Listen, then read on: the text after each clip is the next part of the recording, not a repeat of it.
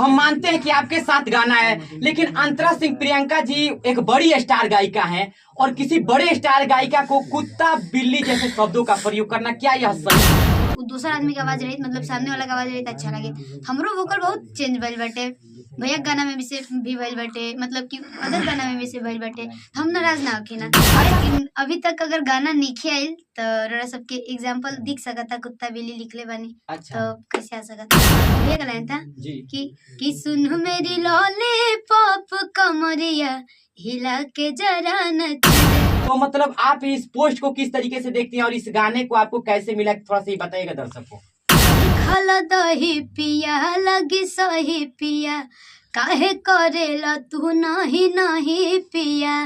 तो भैया का लाइन था कितना मानती हो यार। आप अभी देख रहे हैं भोजपुरी का सबसे बेहतरीन न्यूज चैनल तिलक न्यूज। आज हमारे साथ है भोजपुरी की सुपरहिट गायिका शिवानी सिंह, जो कि आजकल भोजपुरी इंडस्ट्री में काफी ज्यादा बवाल मचाई हैं। लाइव तस्वीर दिखाई रहा तिलक न्यूज पे, शिवानी सिंह जी काफी ज्यादा भोजपुरी में ब्लास्ट कर रही हैं। सबसे पहले जे भी देखा था तिलक न्यूज के जी बिल्कुल बिल्कुल सबके पैर के प्रणाम भाई से, और बहुत ढेर दिन के बाद मुलाकात। बिल्कुल, आप इतना ज्यादा भोजपुरी में इतनी कम उम्र में ब्लास्ट कर देंगे, कहाँ नहीं जा सकता शिवानी जी। बस आप सबके प्यार और आशीर्वाद बा और हम मेहनत बा। लगातार प्रोजेक्ट पवन सिंह, नीलकमल सिंह सबके साथ, अभी खेसारी लाल यादव जी के साथ स्टेज शो में भी नजर आई थी। लगातार प्रोजेक्ट पे प्रोजेक्ट, स्टेज शो पे स्टेज शो, इतना कैसे इतना कम उम्र में दे पाती हैं आप? कर पाती है कहीं ना कहीं आप हंस रहे हैं। देखिए शिवानी सिंह जी कर पाती है, ऐसे कहा ये मतलब इतना कम उम्र में कैसे इतना काम कर लेती हैं आपको?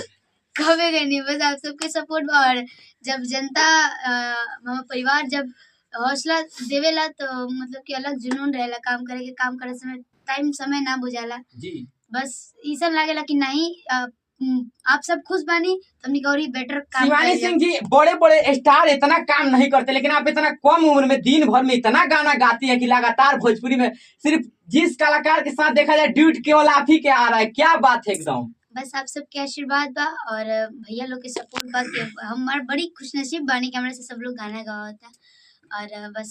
अच्छा शिवानी जी, एक सॉन्ग आया है आपका लॉलीपॉप करके आया है पावर स्टार पवन सिंह जी के साथ। लॉलीपॉप करके कुछ गाना है, थोड़ा हम चाहेंगे उस गाने को सुने, ताकि वो गाना आजकल काफी ज्यादा ट्रेंड कर रहा है। हाँ, मेरा लाइन था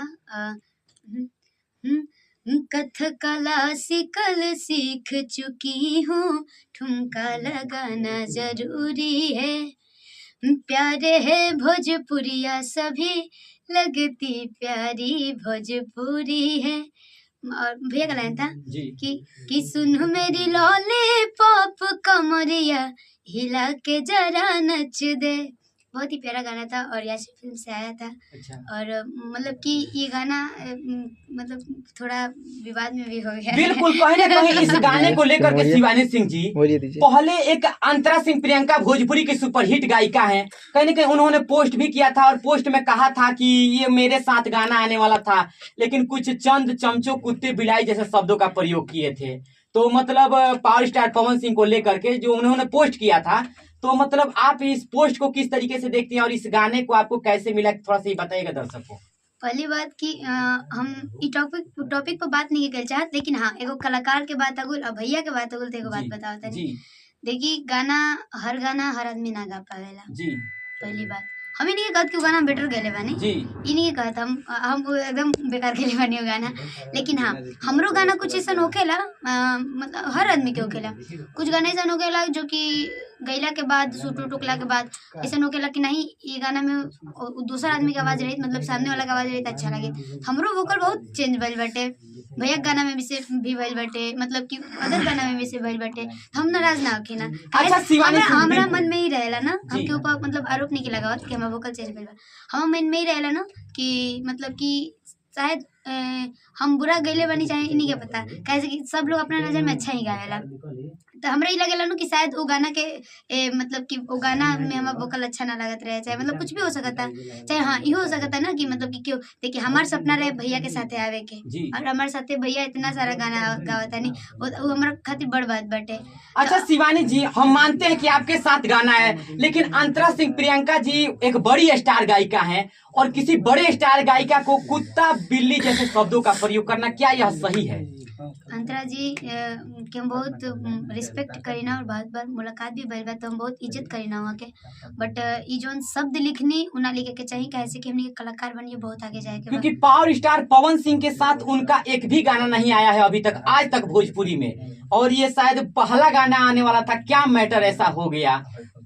अभी तक हम दिल पर क्यों बात ना ली, लेकिन अभी तक अगर गाना नहीं आयल तो रड़ा सबके एग्जाम्पल दिख सकता, कुत्ता बिल्ली लिखले बानी। अच्छा। तो कैसे आ सकता? मतलब बहुत सारे लोग अच्छा कुत्ता बिल्ली लिख रहे हैं, तो अब तो और गाना नहीं आएगा पवन सिंह के साथ? हम नहीं बोल सकती, कैसे कि भैया के चॉइस बैठे। चलिए कोई बात नहीं, विवादों से दूर हट के शिवानी सिंह जी, आप कहीं ना कहीं विवाद से दूर रहती हैं, कहीं ना कहीं विवाद में नहीं रहती, कभी काल आ जाती है, कोई बात नहीं।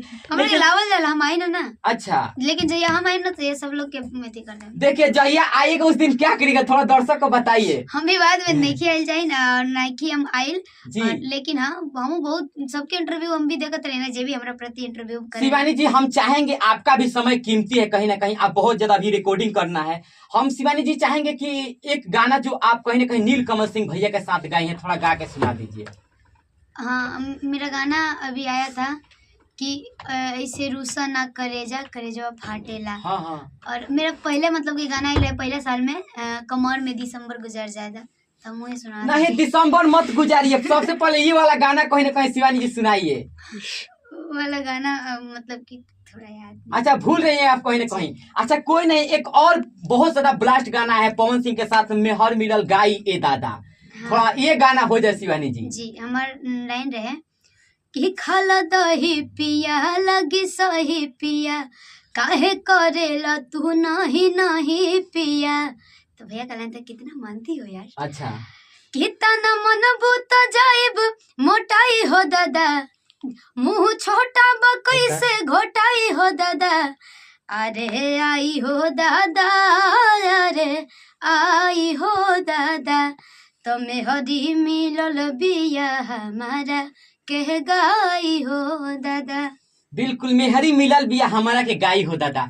शिवानी सिंह जी जाते जाते दर्शक को क्या कहिएगा? बस हम ये कहना चाहूँ कि अपन जैसे प्यार स्नेह आशीर्वाद। अच्छा शिवानी जी, एक आपका अड़हुल फुल सॉन्ग था, आपको याद है, जो कि काफी ज्यादा दशहरा में बजा था, जाते जाते थोड़ा दर्शक को सुना दीजिएगा। कोई नहीं, शिवानी जी देखिए, शिवानी सिंह अभी बोली कि नहीं, लेकिन कोई नहीं गा सकती है शिवानी जी देवी गीत। दर्शक आप दशहरा का सबसे नंबर 1 गाना था। हाँ, दशहरा के गाना हमारा ख्याल से मतलब भैया ये नंबर 1 बजा था। बिल्कुल हमारा लाइन है कि अड़हुल के फूलवा से हरवा बनवनी हो लाले लाले, सढ़िया टिकुलिया महावर लवनी हो लाले लाले।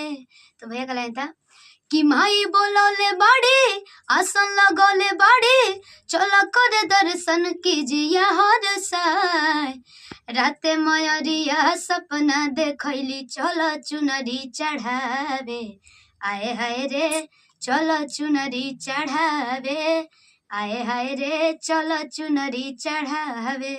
बिल्कुल शिवानी जी, समय देने के लिए थैंक्स शिवानी जी। अच्छा एक सवाल और छोटा सा रहेगा, बक्सर में भी घर बनवा रही हैं? बस आपसे करोड़ के। अच्छा करोड़ लाख मत पूछिए। अच्छा घर बन रहा है, लेकिन हम मतलब काहे ना बनी भाई, हमनी के बक्सर जिला हटे और सब चाहेला कि अपन जिला अपन जवार आगे बढ़ो। चलिए शिवानी जी, समय देने के लिए थैंक यू। तो देखिए अभी हमारे साथ थी भोजपुरी की सुपरहिट गायिका वायरल गर्ल शिवानी सिंह जी। तो अगर आपको यह इंटरव्यू पसंद है तो कमेंट में अपना राय दीजिए। तब तक के लिए जय हिंद, जय भोजपुरी समाज।